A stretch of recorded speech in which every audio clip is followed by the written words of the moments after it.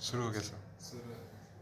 चलिए देखिए, expression tree एक इम्पोर्टेंट टॉपिक, बस 2-4 मिनट में समझ जाइएगा। एक्सप्रेशन ट्री क्या है? देखिए, एक्सप्रेशन ट्री बाइनरी ट्री का एक बड़ा एप्लीकेशन है। एक्सप्रेशन ट्री बाइनरी ट्री का एक एप्लीकेशन है। एक्सप्रेशन ट्री क्या मीनिंग है इसका?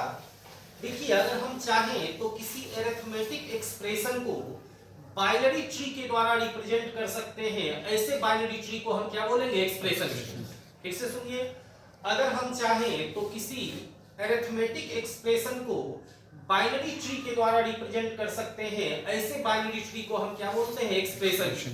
देखिए, इस केस में एक्सप्रेशन ट्री का हर नोड किसको होल्ड करेगा? ऑपरेटर या ऑपरेंड को। क्योंकि अरिथमेटिक एक्सप्रेशन में क्या होता है? ऑपरेटर या ऑपरेंड। तो इस ऑपरेटर और ऑपरेंड को कौन होल्ड करेगा? बाइनरी ट्री का अलग अलग नोड होल्ड करेगा। जैसे देखिए, हम एक सिंपल एग्जांपल देते हैं। एक बाइनरी ट्री पहले आपको ड्रॉ करके दिखाते हैं। जैसे देखिए, एक अरिथमेटिक एक्सप्रेशन है a plus B into C minus D division की।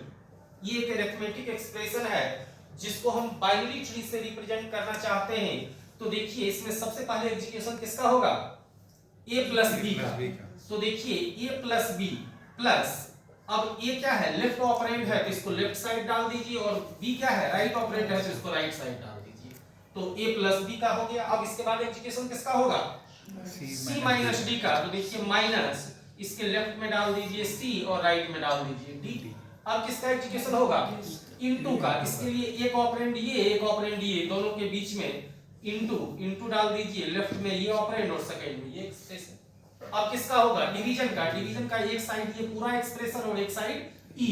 तो देखिए, डिवीजन इसके एक साइड ये पूरा और एक साइड e।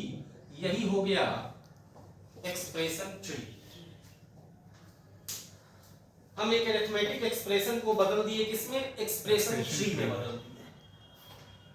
देखिए, हम ऐसा करते क्यों हैं? इससे फायदा क्या है? इससे बेनिफिट क्या है? एक अरिथमेटिक एक्सप्रेशन को बाइनरी ट्री से हम रिप्रेजेंट क्यों करते हैं? इसका क्या ऑब्जेक्टिव है? ये ध्यान से आप लोग समझिए। देखिए, आपको याद होगा हम पढ़ाए थे पॉलिश नोटेशन।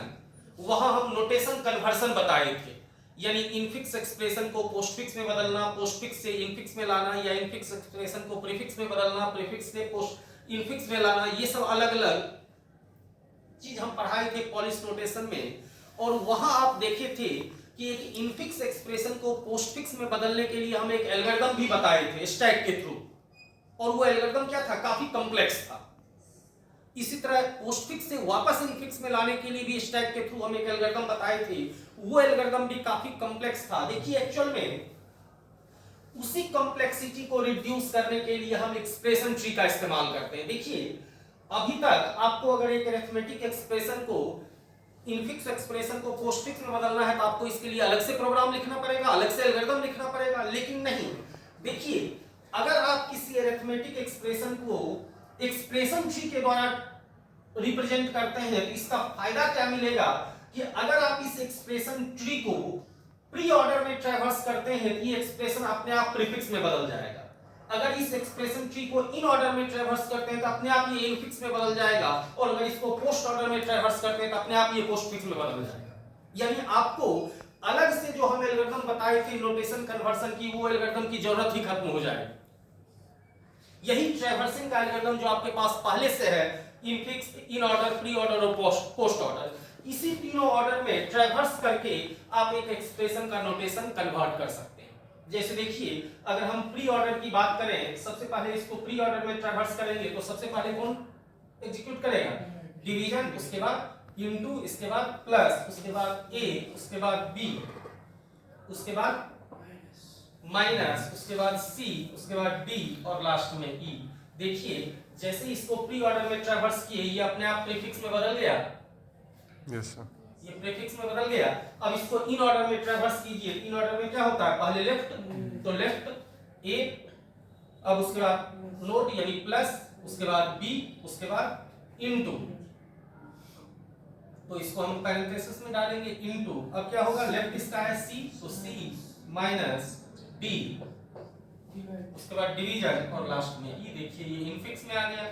और इसी तरह से इसको पोस्ट ऑर्डर में ट्रैवर्स कर लीजिए। पोस्ट ऑर्डर में क्या होता है?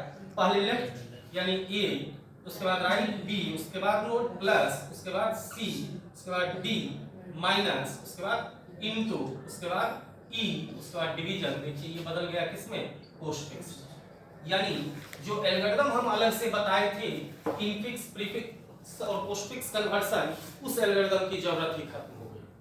और इसीलिए हम किसी अरिथमेटिक एक्सप्रेशन को बाइनरी ट्री के द्वारा रिप्रेजेंट करते हैं, ताकि जो नोटेशन कन्वर्सन का एल्गोरिथम है उसका झंझट खत्म हो जाए, हम एक एक्सप्रेशन ट्री को ट्रैवर्स कर लें और नोटेशन कन्वर्सन अपने आप हो जाएगा। समझ गए? कोई दिक्कत है समझने में?